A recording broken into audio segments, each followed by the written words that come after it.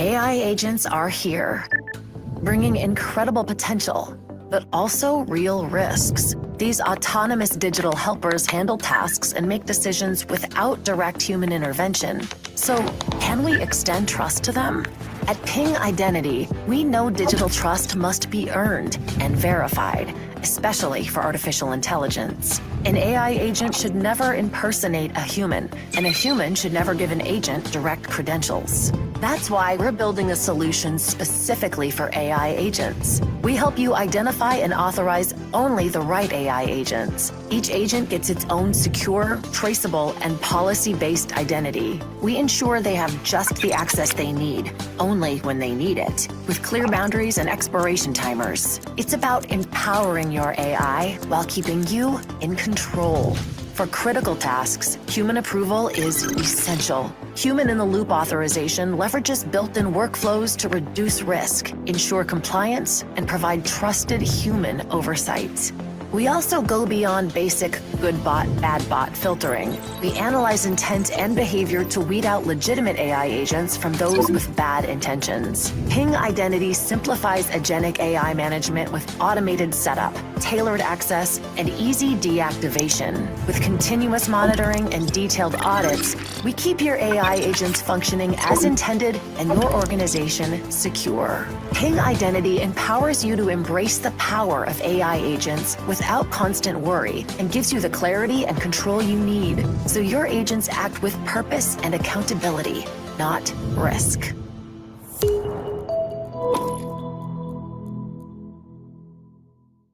Hi, everyone. Good day to all of you. Now, before we begin, I just want to ask you, how is everyone feeling today? Do drop down your emoji to let me know how you're feeling today. And so we know that your chat boxes are working. So there I see hearts. I see a lot of hands and hearts as well. So I'm glad to know that you're all doing great. By the way, my name is Ella, your host for today's session, Modern Identity for Autonomous Systems, Getting Ready for Agentic AI. Now, as organizations move from experimenting with AI to using it in everyday operations, identity and access management is becoming a critical challenge. With the rise of agentic AI, we're now dealing with a growing number of machine and service identities, making security more complex than ever. In today's session, we'll explore how modern identity solutions like passwordless access, automation, and zero trust can help organizations secure scale AI across cloud and hybrid environments. Now, before we begin, I'll just walk you through our agenda for today's session. So right now we're doing the welcoming remarks, and in just a few a question and answer portion. By the way, handouts will be given throughout this seminar, so feel free to download them. And there will be polls throughout this seminar as well. So feel free to answer the poll questions. And don't go anywhere because at the end of our webinar, we will be having a raffle draw, which I know you guys already know. So I'll be with you shortly on that. And with that, it is my pleasure to introduce our speaker for today, Johan Fattenberg, Product Marketing Director at Ping Identity, who will share insights on how organizations can prepare their identity strategies for the rise of autonomous AI. To officially open today's session, Modern Identity for Autonomous Systems, Getting Ready for Agentic AI, our speaker is a seasoned technologist with over 30 years of experience in high-tech industry. Currently serving as product marketing director at Ping Identity, Johan offers valuable insights to emerging technologies and the evolving data identity landscape. Johan, over to you. Thank you so much, Ella, and I'm really looking forward to this next hour. We're going to have an interesting and interactive discussion around agentic AI and the significant importance of identity for that. So let me get into our session for today. So it's changing. Our enterprises are changing in how we are getting approached by our customers. So more and more agents are coming, and also how we shape our own internal enterprises by using agentic AI within. So a little bit of a definition first, and I'm going to highlight a few aspects of agentic that I think is important for us to consider during today's session, but also in your strategies for identity. So first of all, AI agents is nothing magic. They are software systems, right? And they are typically set up so that they can autonomously or semi-autonomously perceive, reason, and the important part, make decisions and take actions to achieve the goals, the tasks that you have been giving them, and really importantly, often on behalf of a user or another system. So just in this small, short definition of it, we can see that there are many interesting challenges for us to address as practitioners and strategists in the identity field. So a couple of things I want to put on the table for how agentic is going to shape both our customers' interactions, but also our own workforce setup and the adversarial AI, the threats, the identity threats that we're facing out there as well, that I amplified with the event of AI. So there are a couple of things I want to put in place. First of all, agentic is going to open up a new channel of commerce. So you all probably have played with or are using agents in one shape or form to make your life as consumers a bit easier, to do research, to find the best deal, etc. Still, we may not be at the point where we trust the agent to execute a transaction on our behalf, to submit an order, and then manage all of it until it gets delivered to us. So we still have a really strong need to be able to supervise and stay in the loop of an agent's interactions at the critical points in time. So we're going to touch on this in a little bit more detail soon as well. The other part with agentic is that we are going to have agentic AI, we already have, supporting us as co-pilots in our work life. And increasingly, we see agentic with autonomous, or at least highly autonomous agents fulfilling tasks in our enterprise, not just helping us as a co-pilot, but literally planning, meeting objectives that we have set for them, and they make those decisions and they take the actions required on their own, hopefully within guardrails that we apply so that we can govern what they do and what they shouldn't be doing. So we have to look at agentic in the workforce in a similar way to how we look at our human workforce. So agents are going to join, they're going to leave, they're going to move. Now, the definition of what that means in detail is different, and the scale of that is different as well. But the agent that joins and getting the rights to do something, that can be a process between joining and leaving that lasts just a few seconds or even less. So our identity systems need to be able to verify and manage that at scale and also in a finite short period of time. But more on that later when I talk to what we mean by verified trust. And then also we are facing new type of threats. So as you all probably know, is that with AI, it's so much easier to create deepfakes. It is a lot easier to conduct research and intelligence gathering to create synthetic identities that really pass muster in many cases in terms of the data presented, the details around the profile that they have gleaned, and then the identity is really just taken over by, for example, a criminal gang using that synthetic information to their own benefit, to buy a product, to get a subscription, etc.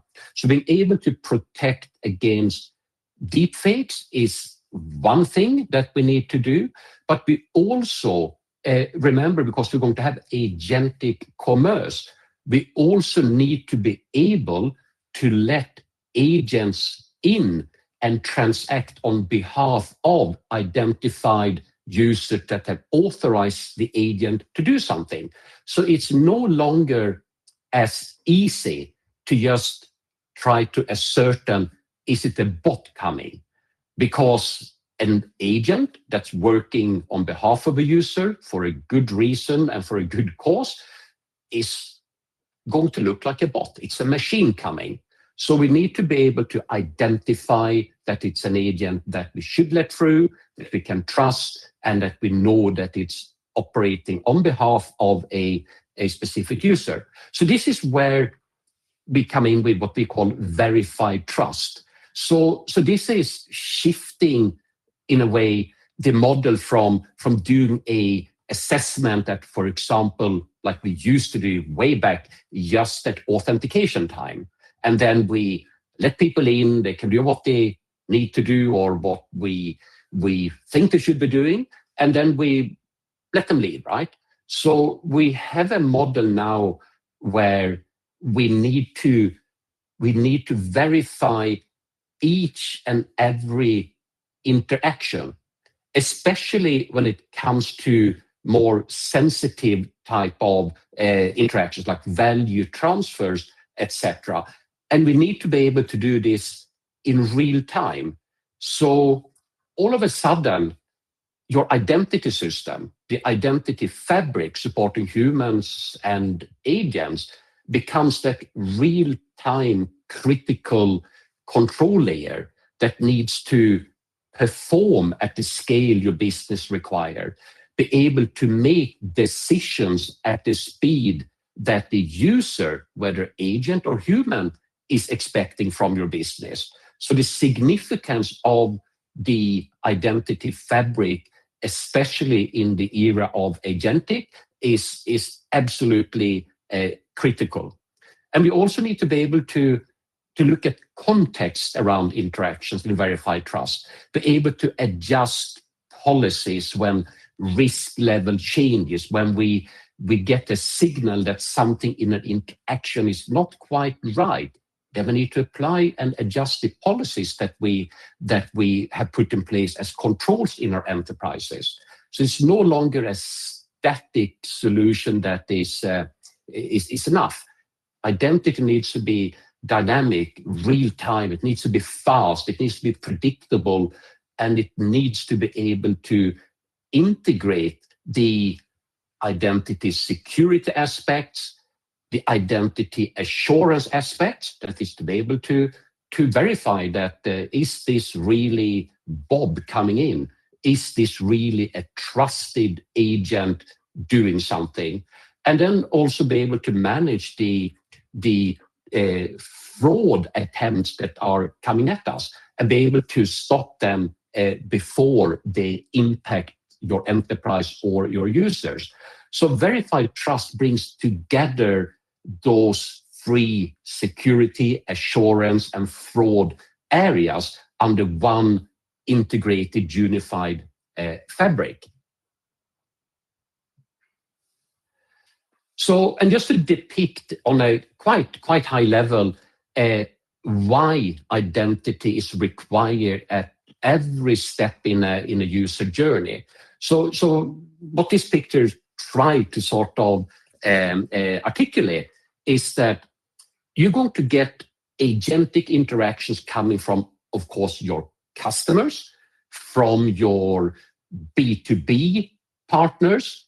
They're going to come from machines, vehicles, airplanes.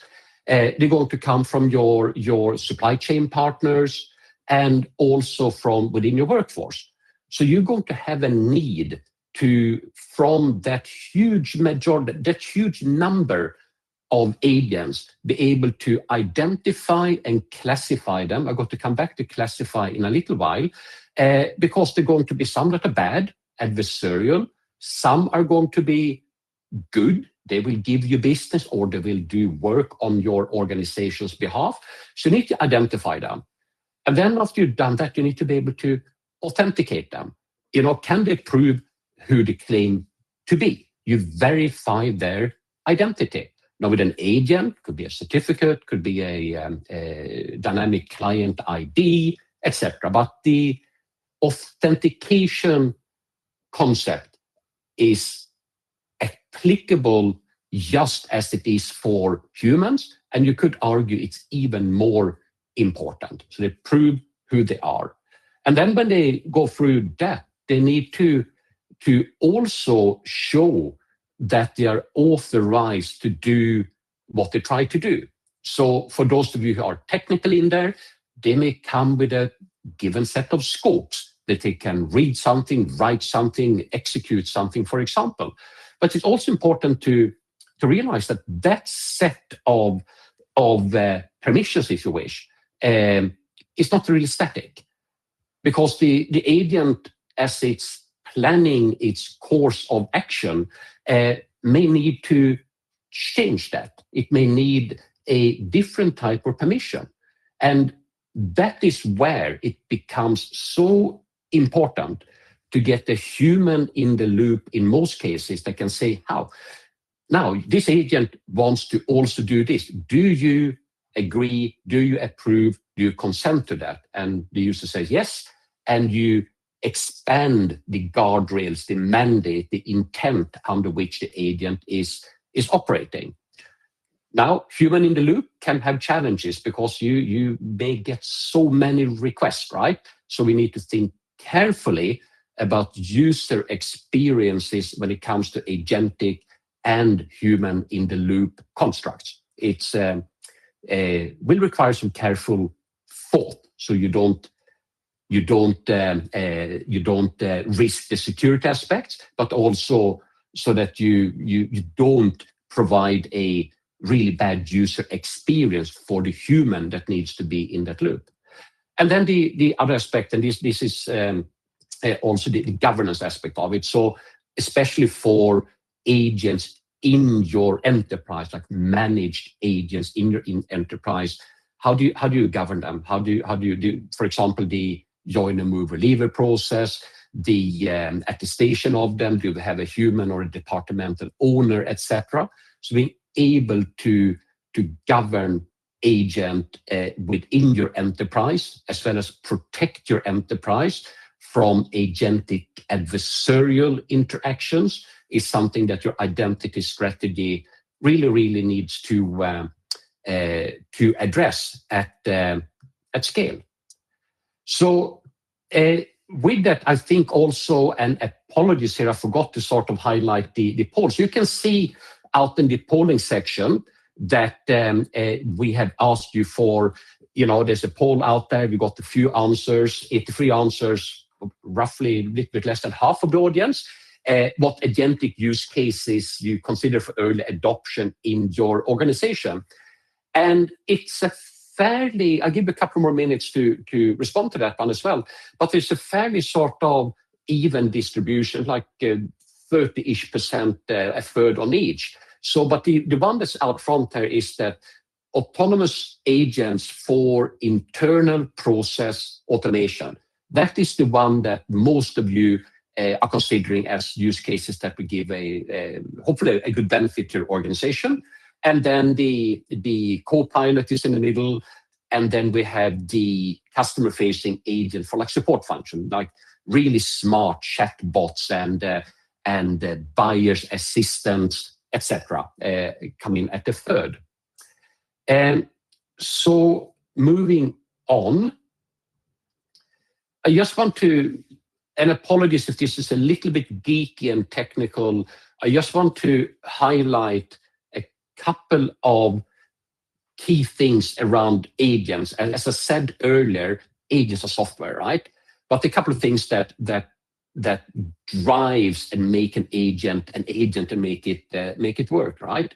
So one thing is that you instruct it, as you all probably know, by prompts. You write prompts to articulate what you want it to do, what responses that you are expecting, and how you are expecting that. So just like you use the large language models like ChatGPT and Gemini and etc. out there, you ask and you get the response, hopefully a good response, right? So that's one thing. So that's powered by the large language models that make the human tone language interaction possible. But the really interesting part with Agentic is that they also use the concept of tools. So tools are the components of an agent that are used to interact and to do things with resources around it. So retrieve data from a CRM system or from a database, to activate a physical thing, in a control system. So tools are the interfaces to the actionable things that the agent is doing on your behalf. So you can see where we're going with this is that the interaction with tools and how the tools interact with your resources is something that we really need to protect. And then the agent also has memory, so short, long-term memory. And you have probably experienced that some agents may lose the context all of a sudden, and you have to restart and re-establish the context with them. Some are better, some are worse. The reason this is important from a access and intent point of view is that if the agent forgets or remembers, so to speak, incorrectly what mandate you gave them and what intent it should have, then that can be a problem in how it's seeking to resolve its goals. And so what makes an agent actually truly, how should I put it, smart or useful beyond being just a chat companion, right? Something that gives you responses. It is the ability for it to take action. That is the ability for it to integrate with its surrounding environment.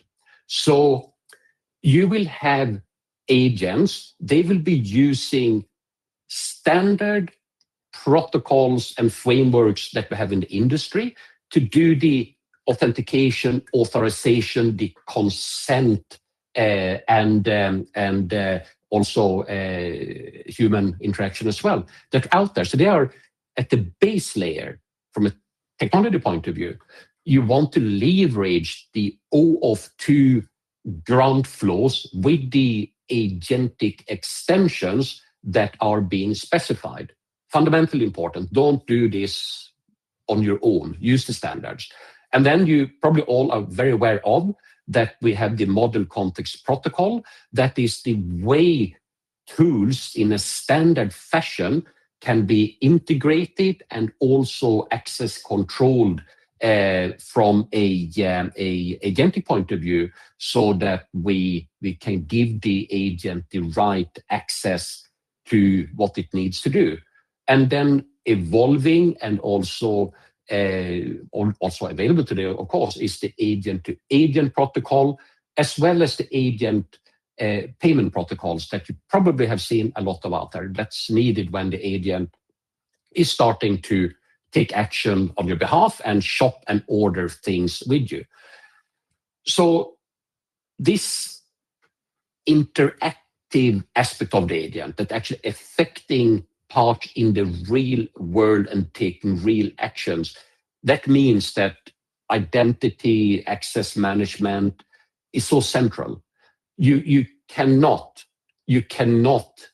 venture into an an agentic strategy, build agents, and not consider identity and access and governance for them day zero. It is not a good idea to bolt it on after the fact. Then you are going to leave yourself exposed. So for the technical ones in the audience, the architects in the audience, please look at the OAuth2 grounds, the MCP protocol, I'm sure you do, A2A, as well as the AP2 payment type of protocol. They're going to be building blocks for you to build truly useful agents in your enterprise. And just really quickly, I'm not going to go through this in detail. Happy to take questions after the call. So MCP is an open protocol. So it's open, it's available, you can learn about it, it's supported in products, including in Ping products.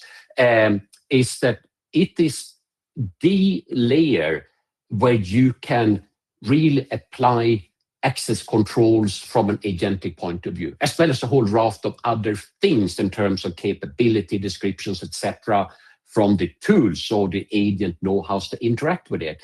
But MCP it must be part of how you plan for your agentic environment, whether it is exposing to your customers or how you are enabling resources in your enterprise for managed agents to be co-pilots or to be autonomous workers in your organization.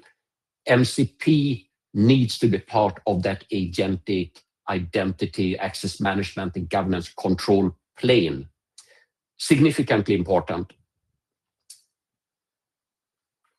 So with agents, we also need to be able to classify them in a few different dimensions, if you wish. And I mentioned managed agents just a little while ago. So what we in two coarse-grained classifications, we can talk about managed agents. Those are the agents that you have in your enterprise. They are the ones that you govern, you life cycle them, you assign owners, supervisors, etc. Okay, just a little bit like human workforce. So they're managed. Your identity fabric needs to be able to do agentic AI governance. Okay, number one. Then you have what I tend to call personal agents. Those are the agents that your customers will bring to your front door, knock on the door and do research, initiate transactions, etc. And you can't really manage them because they're outside of your trust boundary. But you can secure your interfaces so that you can deal with those personal agents coming at you, so that you can ascertain, should I let it through, shouldn't I? Is it an adversarial one, showing behavior of trying to penetrate your organization? So the personal agent space is what's going to really drive e-commerce in the agentic world. So you need to be prepared. And you also have a challenge there, because the scale and the pace at which those personal agents will hit your enterprise will just grow. And just another little aspect to consider there, you will have agents that we say are computer using agents. CUA is what we call them in the industry, right? They're going to use your, let's say, your website and try to behave like a human, looking at the form or filling the form in. So a human interaction pattern, a little bit more robotic and typically more fast. So that's a class of agent that's really hard to sort of distinguished from a human user because you're using the same interfaces, okay? Now, then you have the more purpose-built agent that will take advantage of how you expose in a positive way, how you present your enterprise to facilitate agentic commerce. That is structured descriptions of your services. What tools are you offering for agents to check your prices, your offers, your flights, etc. Those if I may call them well-structured agents, they will interact with your MCP servers. They will get that information on how to, in a secure fashion, interact with your enterprise using MCP servers. So critically important to have that distinction. Is an agent inside or outside your trust boundary? And you're going to have both, right? I touched on the interaction style. So this is API, so using MCP as a base layer versus CUA, computer using ones that are just sort of showing up as using your browser-oriented web interfaces. Supervision, couple of things here to remember. You need human in the loop, obviously, when you need to give the agent the consent and approval to do something. Hey, Bob, I'm going to execute this payment for these goods. Are you okay? They say yes. The humans say yes. You get a cryptographically proven, signed receipt of that. And then the agent will use that payment intent, if you wish, to facilitate the payment on its side, but with the human in the loop having provided authorization. You have another aspect of human in the loop too, which is applicable to within your enterprise. That is that as you start to use agents, they are going to use large or small language models. You need to have human supervision to make sure that the conclusions, so the responses they are providing, the actions they are taking, are what they should be. So agents will not by magic understand the corporate knowledge and history and how to do things, right?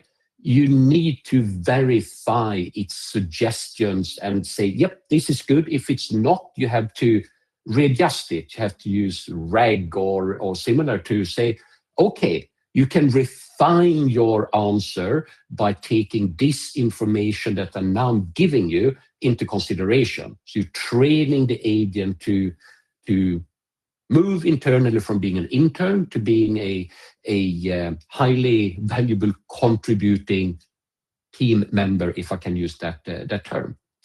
And then, not to forget, it's going to interact with, as I said a few times, on data and resources. So you need to be able to classify the data, resources, APIs, etc., that is going to interact with and secure them. So you need to take stock of what you are going to expose to the agent and make sure that you can apply appropriate controls to those interactions at the scale the agents will expect. So volume-wise, number of transactions, but also how fast things need to be assessed as well.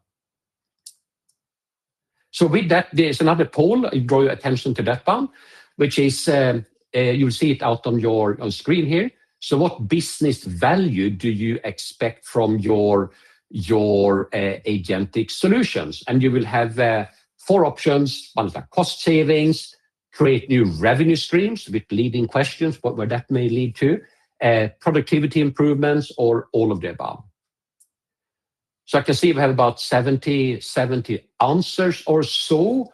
And a good majority answer here is all of the above, which I do think is indicative of that we are still exploring what is the truly best use case for Agentic. Productivity improvements has sort of the majority of the value that you think it will bring. And I think we can all relate to that in our daily work lives as well, how we lean on agents to simplify or amplify the work that we are doing. So thank you for responding to that. I can see it's ticking up a little bit more here. So all good. Still, productivity improvements is it's way ahead. So looking at identity for Agentic, one way I sometimes look at this is that we need to get the identity fabric be as omnipresent as your networking technologies. It needs to be something that is deeply integrated and broadly integrated in how agents are interacting with your services, with your resources, with your customers, with your staff, and vice versa. So ideally, the identity control plane for obviously for humans, APIs, devices, but also for agents will be that unified control plane that is for developers, for deployments of agents, for creating and managing policies, just becomes infrastructure. So it becomes a almost like a TCP/IP stack. We don't think these days that much of how to do the networking, right? You just use it, it's available. Identity needs to come to the same omnipresent capability. So using the OAuth 2 authorization server should be simple. The developer shouldn't have to need to think too much how to use it, when to use it, etc.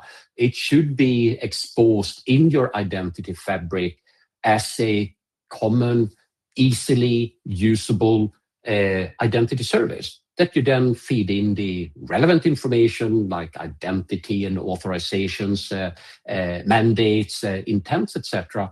And the infrastructure layer for IAM will take care of the rest. I'm simplifying a little bit, but I hope you get the point. So that infrastructure control plane, where we continuously, for each and every request, we can verify. We have the concept of explicit authorization. We don't trust implicitly. We want proof. We want to trust explicitly. That should be supported by the identity fabric and its identity services. So four sort of main buckets of that would be the identification, so the identity in context of a request coming in. Is the request looking to be in line with the behavior that we would expect from the identified entity? What are the risk signals that we can analyze in respect to the event? Could come from the device, the network, the human, the agent, the context in general, and then use that to make a decision in real time. Should I let it through? Should I grant it? Should I deny it? Should I constrain it? And then also being able to orchestrate how policy decisions are done, because different interactions, different requests will require sometimes different signals. So let's say you do a payment transaction. You may want to quickly look up, what does the payment transaction history look like when an agent tries to pay? Is this in line with what we've seen before, or is it an anomaly? Initial access. Can we trust the device? Can we trust the network? Very basic stuff like that. But you need to be able to orchestrate across the identity service and apply the right thing at the right time. So you can get the human in the loop, you can step up or block requests or guide them to honeypot, for example. And then also a rather obvious one, You need full visibility. What are the agents doing? Who are they doing this for? And be able to maintain that auditability across all interaction, including agent to agent ones that we increasingly see. And then keeping in mind that some of those interactions will span organizational boundaries, but also sometimes jurisdictional boundaries. If we look at agentic commerce, may span different jurisdictions that may have different policies and regulation and legislation even. So being able in your enterprise to have that proof of what was done by whom, why, and when, and what time, etc., really important at scale. So with that, I just want to highlight, and there's a new poll coming up in a little tick as well, highlight that what should this identity fabric look like? And this is the way we look at it from Ping. This is our identity for AI approach, right? So as I touched on, or I hope I covered during the last little while, is that you need in the solution, which we are bringing you, the visibility component, discovering agent, classifying them, detecting them. You need to be able to govern them, so having the onboarding and management and how you provision agents from what system is the source of truth? What's the equivalent of your HR system or CRM system for agents? Things like that needs to be sort of really understood. What are the policies we're going to apply? And then where it all sort of hits the runtime aspect of the interactions. How do we identify? How do we authenticate? How do we authorize? How do we express guardrails, and how do we capture mandates and the intent sort of provided, right? There's some really cool things there with you can use verifiable credentials, etc., to express mandates that you can give an agent on behalf of a user, for example. And as we touched on, human oversight, significantly important, both in the runtime view. Do you, Bob, do you approve, consent, etc. to this, as well as under the learning, the training, the moving of the agent from being a trainee to a valuable team member, if I use that right, needs human oversight. Is it reasoning in the right way? Is the output, can we trust it? Is it output we actually want to be able to have our customers or staff work with? So initially, you really need to keep a close eye on your agent environment and the results that they are generating. They do, as you know, hallucinate. They have a bias, the LLMs, to sort of give you what they think you want to hear. So just be very cautious about that. And then from a threat protection, be able to detect and mitigate, to stop fraud, before it has an impact, right? Be able to really, truly analyze a large number, and then I mean a large number of risk signals in real time and apply the controls that are required. So with Ping, we bring that to you from the Ping identity platform with our what we call universal services for protecting and managing privileges in the platform. We are building the identity fabric for the agentic era. So I can see here that we have a few answers of the poll. Bigger challenge with identity for agentic. So the one that is in the lead is the trusting the output. So talks to the point of that supervision and having the training of the agent being something that is super important. And I think if you can't trust the output, then the value will diminish, it will decay as well. So getting back to where we started, the concept of verified trust spans across all of the interactions, all of the concerns we need to address around agentic. Verify explicitly before you trust, I think, is something we will see a lot of, the need for with agentic. So with that, I just want to thank you for listening. I do hope that this was valuable, and I also do hope that that we may have some questions that that I can address. So let me quickly here, and we could have about 5-10 minutes of questions. Okay, so I am going to answer a question here. How can we keep humans in the loop, and at what points? So there are a couple of ways to do this. So you need a way for the agent to signal that it needs human attention, typically in the e-commerce type of setting, agentic commerce type of settings, right? So you can use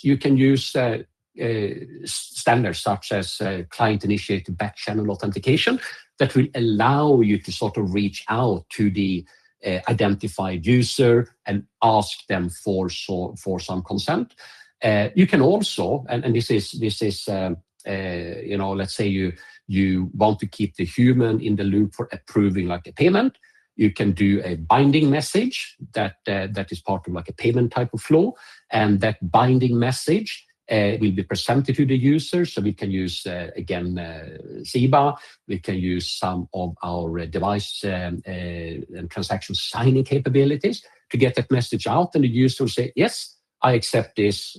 Authorize it with facial biometrics, server-side facial biometrics. You get a non-repudiatable proof that they accepted it, and it comes through. So that's one example of human in the loop. The other one is in the training phase, that as output is coming, it's almost like a test cases. You look at things, you say, this is not quite right. I need to rag it. I need to provide some human, more specific input or input from data that it initially may not have had access to. I hope that gave an approach to that. So we have a good one here. How the credential and security policy been set up in AI? So we have a really flexible concept around authorization and policies, dynamic policies in that. So on the very high level, we have a dynamic policy decisioning point aspect, so that you can from your enforcement points, you can logically use a central policy and have that evaluated. That will give you a view of, okay, should I let it through? Should I grant it? Should I deny it? Should I step it up, caveat it, for example? So that it's a declarative way to configure the policy. And this will be really good, cool tooling to do that, including how to try them out. You can sort of test run your policies. What will the impact be before you put them in production? So ping one authorize, which is one of the capabilities we have, is really good to use for that. Then we also have in our I mentioned the product name, Ping Gateway has an MCP gateway capabilities, can act as an MCP server, so that it will be able to take inline requests coming in, MCP request, evaluate them against the central policy. So that's the behind the scenes, that's an off server, and then make a decision before you actually hit your real MCP server. So you have the gateway first, and then you have your server. If the request passes muster, like a bit like a reverse proxy in a way, it passes muster, then you let the request through. If not, you take some action. Let me see here what we can pick on.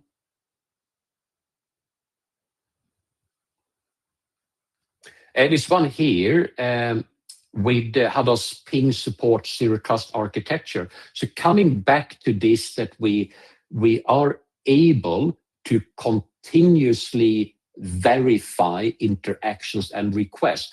That does help you to have the, explicitly verify before you trust. Always verify before you trust. So there are some angles to that which I do believe are really important to understand. The concept is trivial, but remember, here, especially for agentic, you need to do this at scale. So you just don't have the functional capability to take each and every request, challenge that, verify that as it comes in, but also do that on a platform that is scalable, as I indicated earlier, number of requests, but also in how fast it can process those requests with some level of deterministic profile. Now it's always hard, it will depend on the use case, exactly how long and how big that will be, right? But we have the building blocks you require to have a zero trust posture applied to agentic. I hope that gave a view of that. And take two more questions here. Wow, there's so many questions. So let's see here. Very good. Let's see here. Telecommunications is a dear one to me. So there are a couple here. So telcos out in the world, they are really truly trying to tap into AI, so that is to enable AI and agentic interaction. So almost selling model capability as a service for their customers, providing AI infrastructure that the customers can leverage is one example. But there are also the very natural use cases. Telco customer support being assisted by agentic AI to much quicker guide a user to a resolution, like a billing dispute, etc., which is typically can be frictionless. Why isn't my prepaid account? Why is the balance gone? Why is my postpaid account showing those postings, etc.? So AI can improve that process quite a bit.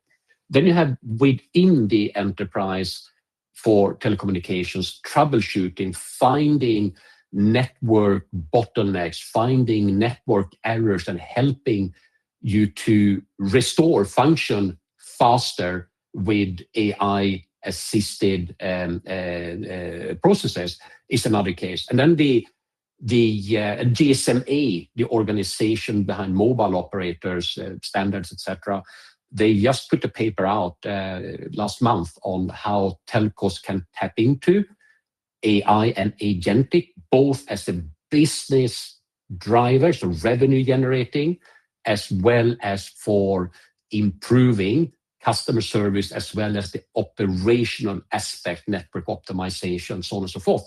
So there are many great use cases for telecommunication industry with agentic.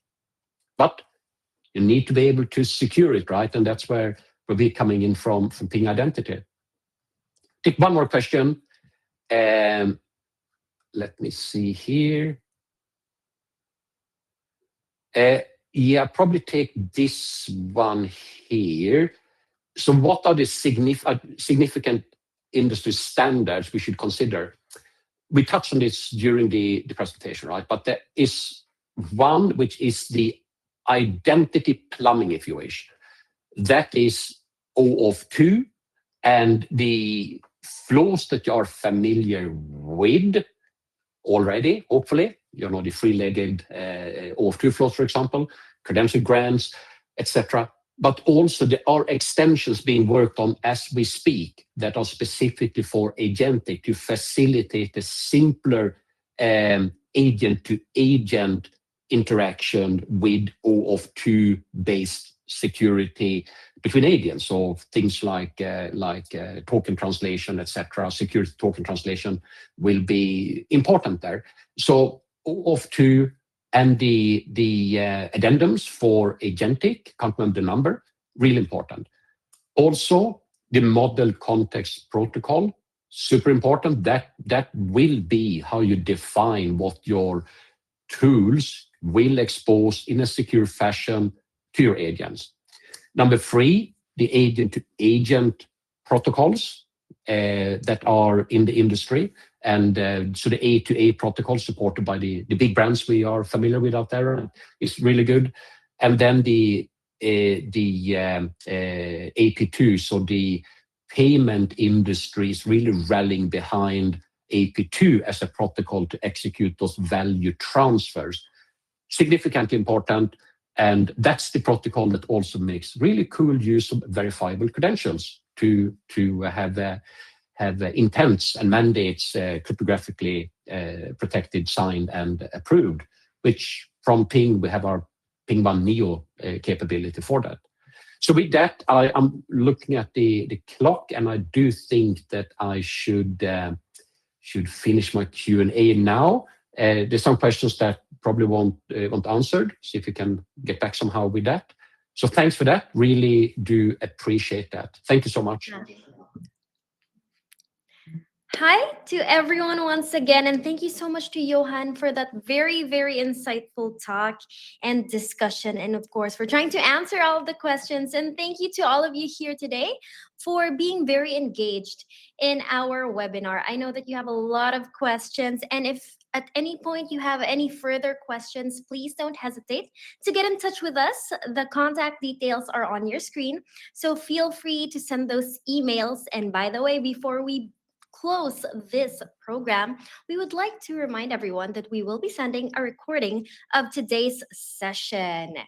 My name is Ella Gomez, your host for today's webinar. Thank you so much for being with us, and see you in our upcoming webinars. Goodbye, everyone. And thank you so much for staying with us all throughout this program. I did tell you earlier that we will be having a raffle draw at the end of this. So I'm so excited to be starting our raffle draw. I will be giving you just 2 minutes to answer the QR code survey here on the left side of your screen to join our raffle draw. So your timer starts now. Once again, I'm just giving you 2 minutes, so please scan this QR code located at the lower left of your screens. And of course, we will be giving away grab vouchers worth $50 to 3 lucky winners. And our grand prize is an Apple iPad A16. So there will be one winner for that. Good luck to all of you. I hope that it's your lucky day today. So let me know if you're done. Please say done on the chat box below, just so I know that everyone has answered the survey already, or the QR code that is located at the lower left of your screen. Once again, if you haven't yet, please scan the QR code located at the lower left of your screen. Please do hurry, because I'm just giving you 2 minutes and we are down to the last minute of this 2-minute session. So that, let me see if you are all done. I see a lot of done. I see a lot of thumbs up for this QR. All right, you guys. So I can see a lot of people saying done already. We are down to the last 45 seconds. 45 seconds left to be qualified to win our $50 worth of grab vouchers and an Apple iPad A16. So let's see who will be our lucky winners. I will be announcing who the winners will be, so please stay tuned until the very, very last end of this webinar. All right, so let me know if you're all done. I can see a lot of done, thumbs up. I can see people still tagging each other. All right, you guys, just a few more seconds left for all of you to answer our QR code in 5, 4, 3, 2, and 1. That's it. We are officially closing this survey form, and we have all of your names with us. We are starting to generate the first lucky winner. So the first 3 winners that I will be announcing will be getting the Grab voucher worth $50. All right. So who is our first lucky winner? We have Brian Lee from Bank of Singapore. Congratulations, Brian. And we will be in contact with you for you to be able to claim your prize. Congratulations, Brian Lee, and enjoy your $50 worth of Grab voucher. Now, moving on to our second winner of the $50 worth of Grab voucher.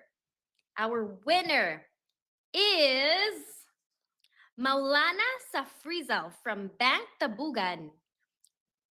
Is Maulana here? Congratulations to you. Congratulations to our first 2 winners of the Grab voucher. That's worth $50, by the way. Now moving over to our last winner of this raffle draw. We have, who could it be? I hope it's one of you. We have Lavanya from SP Setya Berhan. I hope I'm saying your names correctly. If I'm not, do feel free to correct me. So congratulations to Lavanya from SP Setya Berhad. Congratulations to our first 3 winners of our raffle draw.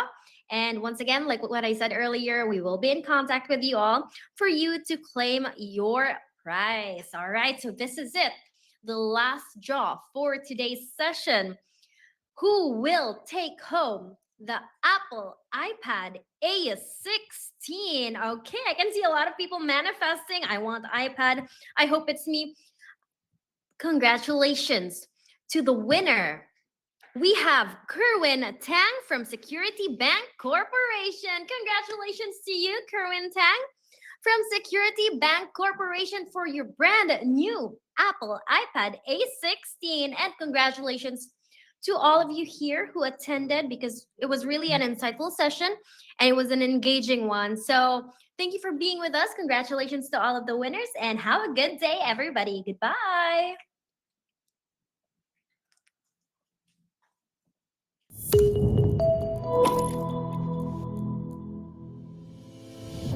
AI agents are here, bringing incredible potential, but also real risks. These autonomous digital helpers handle tasks and make decisions without direct human intervention. So, can we extend trust to them? At Ping Identity, we know digital trust must be earned and verified, especially for artificial intelligence. An AI agent should never impersonate a human, and a human should never give an agent direct credentials. That's why we're building a solution specifically for AI agents. We help you identify and authorize only the right AI agents. Each agent gets its own secure, traceable, and policy-based identity. We ensure they have just the access they need, only when they need it, with clear boundaries and expiration timers. It's about empowering your AI while keeping you in control. For critical tasks, human approval is essential. Human-in-the-loop authorization leverages built-in workflows to reduce risk, ensure compliance, and provide trusted human oversight. We also go beyond basic good bot, bad bot filtering. We analyze intent and behavior to weed out legitimate AI agents from those with bad intentions. Ping Identity simplifies agentic AI management with automated setup, tailored access, and easy deactivation. With continuous monitoring and detailed audits, we keep your AI agents functioning as intended and your organization secure. Ping Identity empowers you to embrace the power of AI agents without constant worry and gives you the clarity and control you need so your agents act with purpose and accountability, not risk.